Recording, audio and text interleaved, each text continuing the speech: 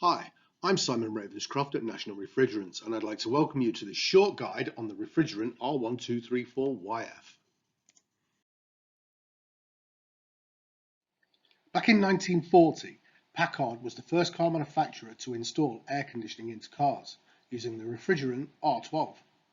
R12 is a CFC, a chlorofluorocarbon, a compound consisting of chlorine, fluorine, and carbon.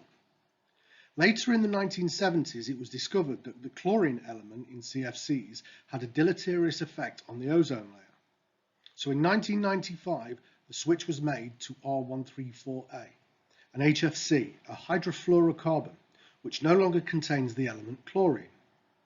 So now we have this new refrigerant R134A that is no longer damaging the ozone layer, but unfortunately the new refrigerant is a greenhouse gas, which means it contributes towards global warming if it escapes to the atmosphere. The level that it contributes is measured by its GWP, its global warming potential. R134A has a GWP of 1,430, and to put that into some sort of context, CO2 has a GWP of just 1. This makes R134A over 1,400 times worse than CO2. A new European directive introduced in 2006 was aimed at reducing the emissions produced from R134A in passenger cars. So in 2011, we saw the start of the phase-out of R134A, banning the use of the refrigerants with a GWP higher than 150 in newly type-approved vehicles, and subsequently leading to a complete ban in all new vehicles in Europe from 2017.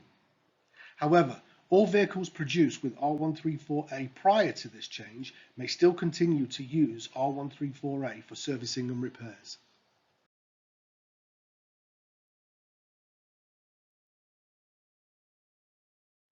R1234yf was jointly developed by chemical companies Honeywell and Chemours, and is part of a new fourth generation of refrigerant compounds called HFOs, hydrofluoroolefins. And in 2013, National Refrigerants were chosen as Honeywell's R1234yf UK preferred supply partner. HFOs are unsaturated organic compounds composed of hydrogen, fluorine, and carbon, which are unlike traditional HFCs that have saturated compounds. The GWP of these new HFOs is significantly reduced, with R1234yf being less than 4. Unfortunately, reducing the GWP has not been without its limitations. A lot of the new HFO compounds, like R1234yf, have been classified by ASHRAE as A2L, mildly flammable.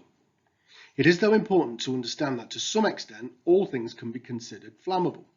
Even steel will burn if you get it hot enough. So while A2L refrigerants will burn, their burning velocity is below 10 centimeters per second, which in flammable terms is really quite slow. We do need to understand though that the HSC do not recognise mildly flammable as a safety classification, only flammable or not. So R1234yf has to be labelled, stored and transported as highly flammable. It is important to note that all of the car manufacturers have conducted extensive testing on the safety of R1234yf in cars and have concluded that its use in car air conditioning systems is perfectly safe.